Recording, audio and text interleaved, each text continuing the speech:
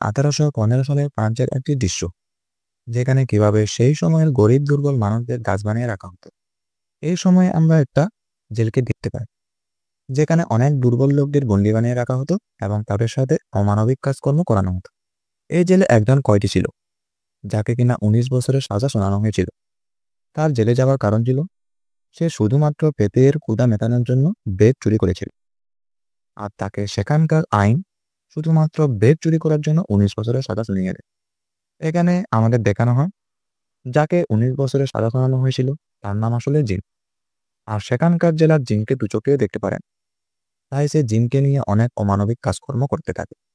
জেলার এই কাজগুলো শুধুমাত্র এজন্যই করে যাতে সে জিনকে কষ্ট পেতে থেকে শান্তি পায়। জেলার জিনকে একটি পেপার দেয়, এখানে লেখা ছিল যে তাকে ছেড়ে দেওয়া হবে। আসলে জিনের প্যারোলে মুক্তি হয়েছে। প্যারোল মানে হচ্ছে জামিন। আসলে তখনকার সময়ে জামিনকে প্যারোল বলা হতো। এটা দেখে জেলার প্রচন্ড রেগে যায় এবং জিমকে বলে যে তাকে প্যারোলে ছেড়ে দেওয়া হয়েছে তো কি হয়েছে, তার মানে এই না যে তাকে একেবারে মুক্ত করে দেওয়া হয়েছে। তাকে সপ্তাহে সপ্তাহে জেলারের কাছে এসে দেখা করতে হবে। এরপর জিন মুক্তি পেয়ে অনেক খুশি হয় এবং সে বাইরে বের হয়ে কাজের জন্য চাকরি করতে থাকে। কিন্তু যখনই তারা জিমের ডকুমেন্ট চেক করে, তখন তারা তাকে কাজে নেয় না। তারা মনে করে জিম জেল থেকে পালিয়ে এসেছে। এই জন্য রাতে তাকে রাস্তার মধ্যে কাটাতে হয় এবং দিনের বেলায় কাজের সন্ধান করতে হয়। একদিন জিনকে একজন ব্যক্তি দেখতে পায় এবং জিনকে দেখে লোকটার অনেক মায়া লাগে, তাই তাকে তার বাড়িতে নিয়ে যায়। লোকটা তাকে খাবার খেতে দেয়। অনেকদিন পর খাবার খেয়ে জিন অনেক খুশি হয় এবং খাবারের প্রতি তার অনেক লোভ বেড়ে যায়। তারপরে সে রাতের জন্য অপেক্ষা করতে থাকে, যাতে করে সে সমস্ত খাবার চুরি করে নিয়ে যেতে পারে এবং অন্ধকার নেমে আসলে সে সমস্ত খাবার নিয়ে পালিয়ে যায়। কিন্তু সে বেশি দূর পালাতে পারে না, ফলে সে ফ্রিস্টের লোকের কাছে ধরা পড়ে যায়। এখানে যে লোকটা তাকে খাবার দিয়েছিল তার নাম আসলে ফ্রিস্ট। জিমকে ধরে ফ্রিস্টের কাছে নিয়ে যাওয়া হয়। এখানে জিম অনেক ভয় পেয়ে যায়, কিন্তু ফ্রিস্ট এখানে সবাইকে বলে যে তাকে সে খাবার নিজেই দিয়েছিল এবং তাকে ছেড়ে দিতে। এখানে জিম অবাক হয়ে যায় যে কিছুদিন আগেও তাকে শুধুমাত্র একটি ব্রেড চুরি করার জন্য 19 বছরের সাজা শোনানো হয়েছিল, আর এখানে ফ্রিস্ট তাকে ক্ষমা করে দিয়েছে। সবাই চলে যাওয়ার পর ফ্রিস্ট বলে যে জিম, তুমি আসলে খারাপ না। তোমার মাঝে আমি অনেক ভালো কিছু দেখতে পেয়েছি। যা কিছু হয়েছে আসলে পরিস্থিতির জন্য হয়েছে। সে বলে জিমকে এখন থেকে তার জীবন পাল্টাতে হবে। সে যেমন করে আজ জিমকে সাহায্য করেছে, ঠিক সেভাবেই তাকে অন্যদের সাহায্য করতে হবে যখন সময় আসবে। এই কথা শুনে জিম অবাক হয়ে যায়, সাথে অনেক খুশিও হয় এবং ক্রিসকে মন থেকে ধন্যবাদ দেয়। এরপর সে তার প্যারোলের কাগজ ছিঁড়ে ফেলে দেয় এবং নতুন জীবন শুরু করার জন্য তৈরি হয়। এরপর জিম সেই শহর থেকে চলে যায়। তারপর আমাদের 8 বছর পর জিমকে দেখানো হয় এবং সে অনেক বদলে গেছে। সে এখন নিজেই এখন একটি ফ্যাক্টরির মালিক। সে যে জায়গায় রয়েছে, জিম এখন সেখানকার মেয়র। তার ফ্যাক্টরিতে একজন মেয়ে কাজ করে, যার নাম ফন্টিন, এবং তার একটি মেয়ে সন্তানও আছে। কিন্তু এই বিষয়ে সেখানকার কেউ জানে না, কারণ তার বিয়ে হয়নি এবং তার মেয়ে এখানে তার আঙ্কেলের সাথে থাকে। আর যখনই সেখানে তার সাথে কাজ করা মহিলারা জানতে পারে যে ফন্টিন বিয়ে না করা সত্ত্বেও তার একটি সন্তান রয়েছে, তারা তাকে নানান কথা শোনাতে থাকে। হইচই শুনে জিম সেখানে চলে আসে এবং সবকিছু শান্ত করে। আর ঠিক তখনই জেলারের নজর জিমের উপর পড়ে, যে সে জিম তার প্যারোল ছিঁড়ে এই শহরে পালিয়ে এসেছে, আর এই জেলারের ঠিক এই শহরে ট্রান্সফার হয়েছে, আর সেই জেলার এখন পুলিশ চিফ। তখন জিম তার ম্যানেজারকে সেখানকার দায়িত্ব দিয়ে জেলার সাথে দেখা করতে যায়। আর এখানে ম্যানেজার সেই সুযোগকে কাজে লাগিয়ে পন্টিনকে উল্টাপাল্টা বলতে থাকে। আসলে ম্যানেজার আগে থেকেই পন্টিনকে খারাপ দৃষ্টিতে দেখত, তাই সেই সুযোগ পেয়ে সে তাকে কাজে লাগায়। আর এখানে ধৈর্যের সীমা ভেঙে গিয়ে পন্টিন ম্যানেজারকে একটি থাপ্পড় দিয়ে দেয়, যার কারণে ম্যানেজার পন্টিনকে কাজ থেকে বের করে দেয়। আর যখন জিম পুলিশ চিফের সাথে দেখা করতে যায়, তখন তাকে দেখে পুলিশ চিফের চেনা চেনা মনে হয়, কিন্তু জিম সরাসরি না বলে দেয়। আর ঠিক তখনই তারা বাইরে শোরগোল শব্দ শুনতে পায় এবং গিয়ে দেখে যে জিমের একজন কর্মচারী অ্যাক্সিডেন্টে গাড়ির নিচে চাপা পড়েছে। আর জিম সেখানে নিজেই গাড়িটিকে কাঁধে নিয়ে উপরে তুলে এবং লোকটিকে বাঁচায়।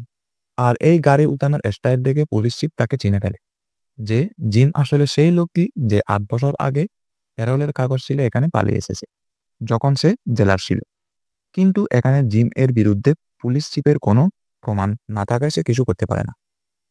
আর অন্যদিকে আমাদের পন্টিনকে দেখানো হয় যে সে টাকার জন্য নিজের চুল বিক্রি করতে, কিন্তু তার জন্য এই টাকা যথেষ্ট না, যার জন্য তাকে এমন কাজও করতে হয়েছে যে সে কখনো কল্পনা করেনি। আসলে তার মেয়ের জন্য তাকে তার আঙ্কেলের কাছে টাকা পাঠাতে হতো, যার জন্য তাকে এই কাজগুলো করতে হচ্ছে। একদিন পন্টিনের শরীর অনেক খারাপ হয়ে যায় এবং একটি ব্যক্তি তার সাথে জবরদস্তি করার চেষ্টা করে। তখন ফন্টিন সেই ব্যক্তিকে চোর মেরে দেয়, যার কারণে সেখানে পুলিশ চিফকে ডাকা হয়। আর সেখানে ওই ব্যক্তি মুখের উপর সমস্ত দোষারোপ না করে দেয়, কিন্তু পুলিশ চিফ পন্টিনের কথা বিশ্বাস করেন। তাই সে পন্টিনকে জেলে নিয়ে যাওয়ার জন্য কথা বলে। পুলিশকে পন্টিন বলে যে সে জেলে গেলে তার মেয়ের কি হবে। সে বলে যে তার মেয়ে এখনো অনেক ছোট।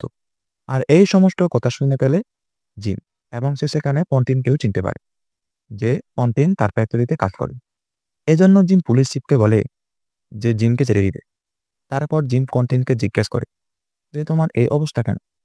তখন পন্টিন থেকে বলে যে আমি তো তোমার ফ্যাক্টরিতেই কাজ করতাম, তুমি থাকার পরও কিভাবে তোমার ম্যানেজার আমাকে মিথ্যা অপবাদ দিয়ে কাজ থেকে বের করে দেয়। আমার এই অবস্থার জন্য একমাত্র দায়ী হলো তুমি।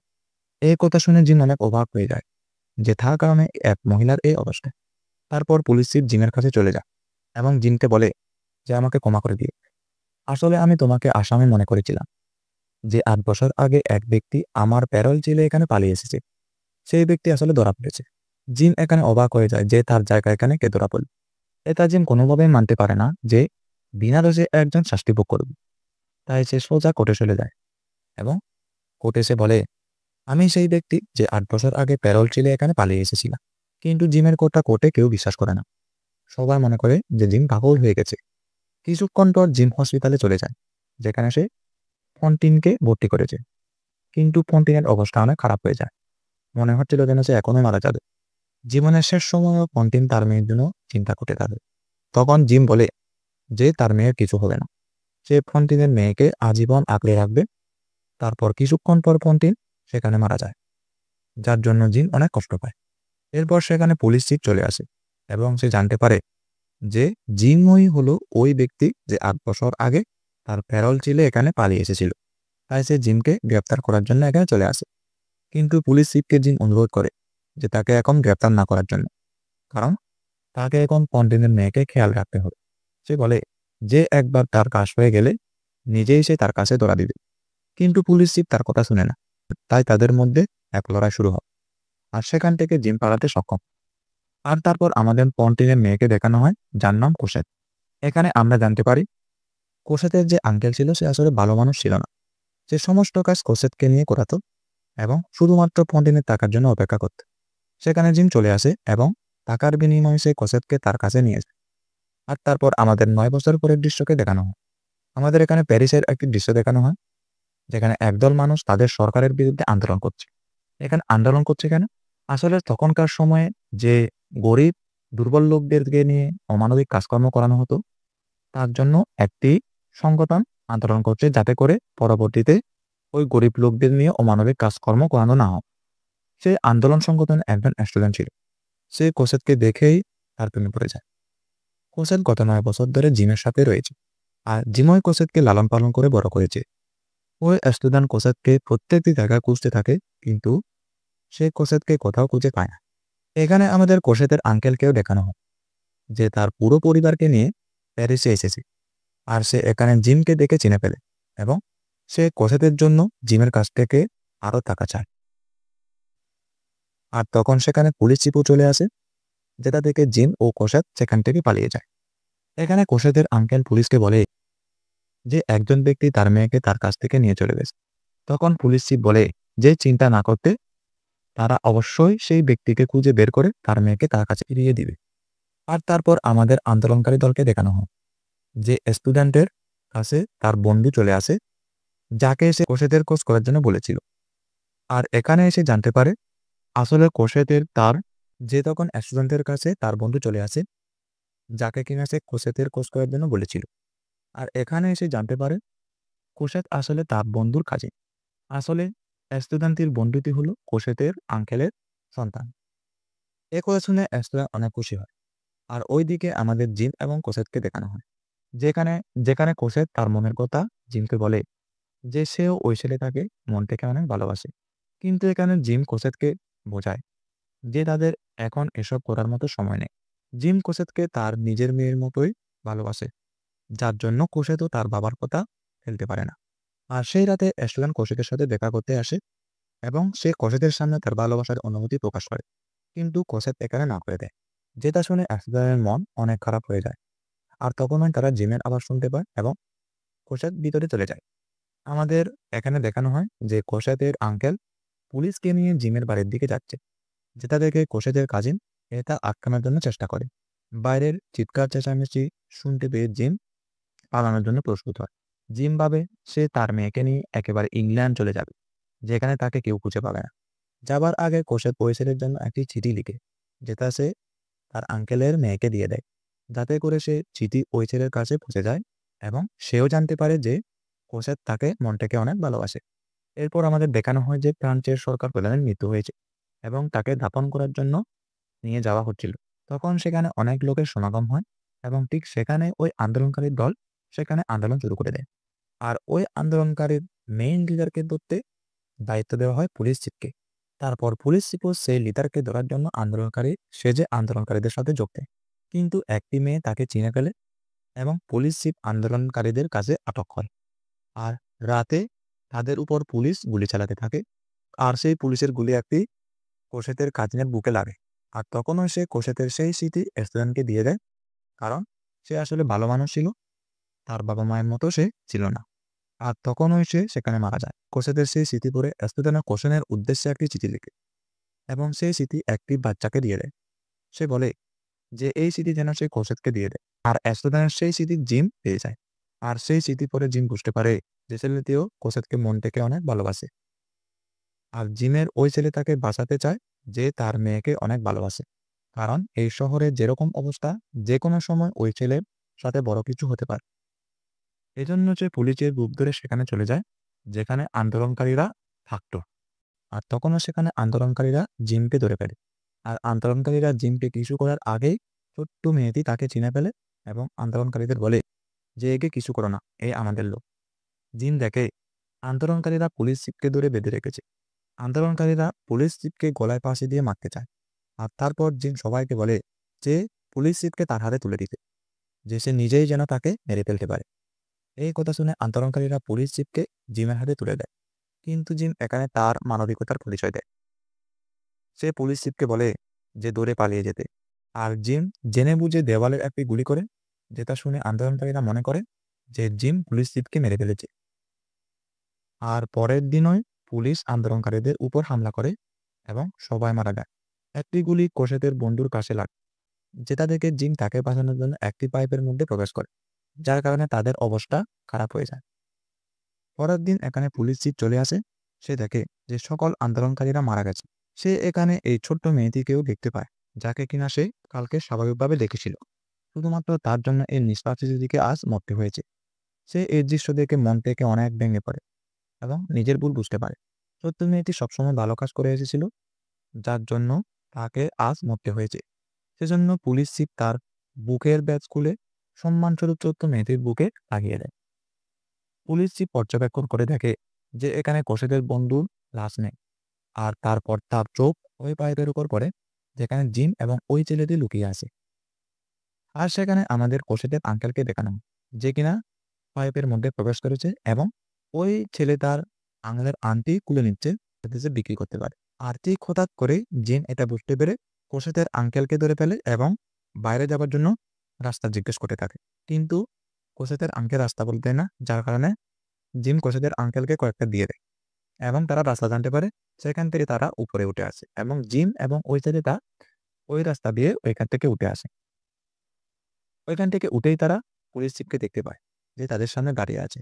জিম পুলিশ চিফের কাছে অনুরোধ করে যে সে যেন তাদেরকে ছেড়ে দেয়, যাতে করে সে এই ছেলে তার প্রাণ বাঁচাতে পারে। আর এখানে আমাদের দেখানো হয় পুলিশ চিফ তাদেরকে ছেড়ে দেয়, কারণ সে তার কৃতকর্মের ভুল বুঝতে পেরেছিল এবং সে এমন এমন কাজ করেছে যে সে নিজেই নিজেকে ক্ষমা করতে পারছে না। তাই সে পরে আত্মহত্যা করে নিজের জীবন শেষ করে দেয়। এরপর আমাদের কোসেদের বন্ধুকে দেখানো হয়, যে তার আস্তে আস্তে জ্ঞান ফিরছে। সে জ্ঞান ফেরার পর জানতে পারে যে তার সঙ্গীরা আর কেউই বেঁচে নেই, কিন্তু কোসেদ তার সাথে রয়েছে। যা দেখে সে অনেক খুশি হয়। জিম ছেলে তার কাছে তার জীবনের সমস্ত সত্যি বলে দেয় এবং ছেলেটিও তাকে প্রতিজ্ঞা করে যে সে এই কথা কখনোই কোসাতকে বলবে না। তারপর জিন তাদের দুজনকে ছেড়ে সারা জীবনের জন্য চলে যায়, যাতে করে তার জন্য তার মেয়ে আর ওই ছেলে তার কোনো বিপদ না হয়। আসলে জিম কোসাতকে অনেক ভালোবাসত। সে তাকে কখনো অন্যের মেয়ে মনে করেন। জিম তার মেয়ের মতোই কোসাতকে লালন পালন করেছে। এরপর আমাদের কোসাত এবং কোসাতের বন্ধুকে দেখানো হয়, যারা দুজনকে বিয়ে করার জন্য প্রস্তুতি নেয়। আর সেখানে কোসাতের আঙ্কেল চলে আসে এবং সে কোসাতের জন্য আবার টাকা চাইতে থাকে ওই অ্যাসলেনের কাছ থেকে। সে তাকে ব্ল্যাকমেইল করতে থাকে। সে বলে যে তাকে টাকা না দিলে সে সবাইকে বলে দিবে যে সে একজন আন্দোলনকারী, এবং সে এও বলে দিবে যে সে পুলিশের কাছে গুলি খেয়েছিল এবং তাকে সেখান থেকে জিম তাকে বাঁচিয়ে নিয়ে এসেছিল। ছেলেটা এখানেই জানতে পারে যে সে একমাত্র বেঁচে আছে জিমের জন্য। আর সে কিনা জিম চলে যাওয়ার সময় একবারও ডাকেনি। তাই সে জিমের ঠিকানা কোশেতের আঙ্কেলের কাছ থেকে জিজ্ঞেস করে, কিন্তু কোশেতের আঙ্কেল তাকে জিমের ঠিকানা দেয় না। এর জন্য সে এসলিনের কাছ থেকে টাকা দাঁড়িয়ে থাকে। আর তখন ছেলেটা কোশেতের আঙ্কেলকে একটা ঘুষি মেরে দেয়, যার ফলে ভয়ে কোশেতের আঙ্কেল জিমের ঠিকানা বলতে বাধ্য হয়। ঠিকানা পেয়ে কোশেত এবং তার বন্ধু তার কাছে চলে যায়। তারা সেখানে দেখে জিমের অবস্থা খুব খারাপ। জিম কোশেতকে একটি চিঠি দেয় এবং বলে সে মারা যাওয়ার পরেই যেন এই স্মৃতি সে পড়ে। এই বলে জিমও সেখানে মারা যান। জিমের মৃত্যুতে কোষায় প্রচণ্ডভাবে ভেঙে পড়ে। সে কাঁদতে থাকে। মারা যাওয়ার পর আমাদের জিমের আত্মাকে দেখানো হয় ফন্তিনের আত্মার সাথে। এখানে ফন্তিনের আত্মা জিমকে ধন্যবাদ দেয় যে তার মেয়েকে আঁকড়ে রাখার জন্য। এখানে আমাদের ত্রিস্তের আত্মাকে দেখানো হয় যে জিমকে ভালো মানুষ হওয়ার জন্য সুযোগ করে দিয়েছিল। হ্যাঁ, না, তার জন্যই জিম আজ এত কিছু করতে পেরেছে। আর এরপর আমাদের কোষাত এবং তার সাথীকে দেখানো হয়, যেখানে কোষাত জিমের দেওয়া স্মৃতি পড়ছে। সেখানে জিমের সমস্ত সত্যি লেখা ছিল, যার ফলে জিমের সমস্ত সত্যি কোষের জেনে যায়। এই সমস্ত কিছু কোষের জানতে পেরে সে আর নিজেকে ধরে রাখতে পারে না। সে জোরে জোরে কেঁদে ফেলে। সে জিমের কোনো কিছু না হওয়া সত্ত্বেও তাকে এত ভালোবেসে বড় করেছে। সে একবারও বুঝতে দেয়নি যে পোশাক অন্যের মেয়ে। আর মুভিটি এখানেই শেষ হয়েছে।